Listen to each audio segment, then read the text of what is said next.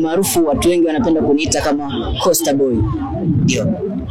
Costa Boy, tuambie, tunaona umechora tattoo ya Mheshimiwa Waziri Mkuu.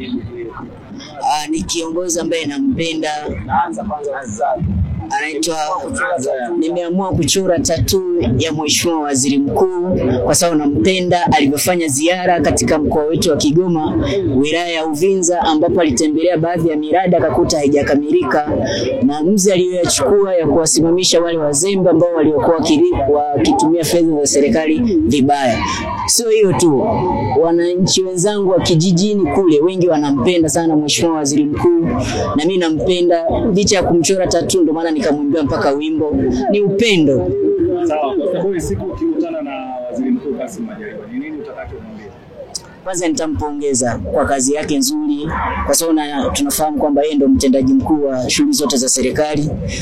Nitampa maua yake siku zote, kwa sababu mimi niko hivi kwamba kiongozi akifanya vizuri nampa maua yake akiwepo kwenye nafasi hiyo. Kwa hiyo lazima tuwape maua yao wakiwa wamefanya vizuri. Ndio maana nilimwimbia wimbo, ndio maana hata kuchora tattoo ni upendo. Ndio. Umetumia shilingi ngapi kuchora tattoo? Nimetumia 150. Unaweza tuonyeshe hiyo tattoo ambayo umechorea? Hiyo. Nampenda sana. Kwa sababu nikikutana na Waziri Mkuu, kwanza mimi nitampongeza. Katika kumpongeza, mambo mengi atazungumza, lakini kumbuka vile unavyokutana na kiongozi, unaweza kama umepanga kitu fulani kumwambia, vile unavyomuona kulingana na furaha ukasahau hata kile ulichopanga kumwambia. Ni upendo, kwa sababu mimi nampenda sana Mheshimiwa Waziri Mkuu. Mungu ampe maisha marefu. Ina muda gani? Una muda, hiyo tattoo ina muda gani toka wiki? Ina kidogo Waziri Mkuu yuko siri. Ina kama mwaka tuseme. Maoni ya watu kwa huu uamuzi wako wa kumchora tattoo Waziri Mkuu yakoje?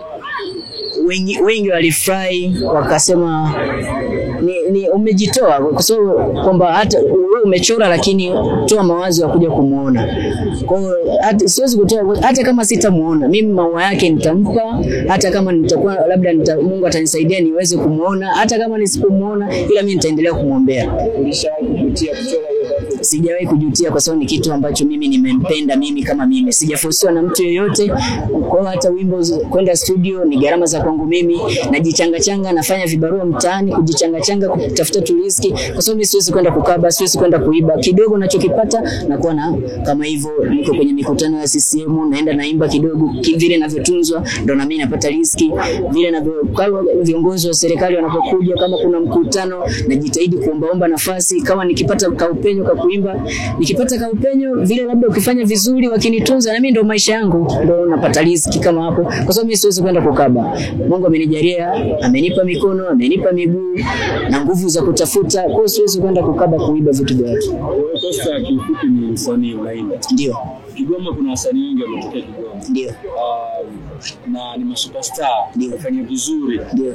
Wakina Midimpo, wakina Diamond, wakina Barevo. Ndio. Ushawahi kuwatafuta mpaka sasa hivi ukawaambia unataka kusaidie kwenye kipaji chako cha muziki? Sijawahi kuwatafuta, ila natamani siku moja Mungu anijalie niweze kukutana nao, ili niweze kuwafikishia mawazo yangu na ndoto yangu pia, kwa sababu wale ni watu wakubwa tayari, wameshakuwa ni mastaa, na unajua star kumfikia itachukua muda mrefu, lakini hauwezi kukata tamaa kama hata vile ninavyokuta naimba kwenye mikutano. Kuna wengine wakati pale unaenda kuomba nafasi, kuna mwingine anakuambia wewe achana nayo, wewe utaweza, achana nayo, utapoteza muda wako. Lakini vile unavyopata nafasi, labda umeimba, watu wamefly, labda watu wamekutunza, wale wanaokuponda tena ndio wanakuja unapata hata maji, lakini uwezo kwa wasema kwamba wachukie. Ndivyo tulivyo sisi.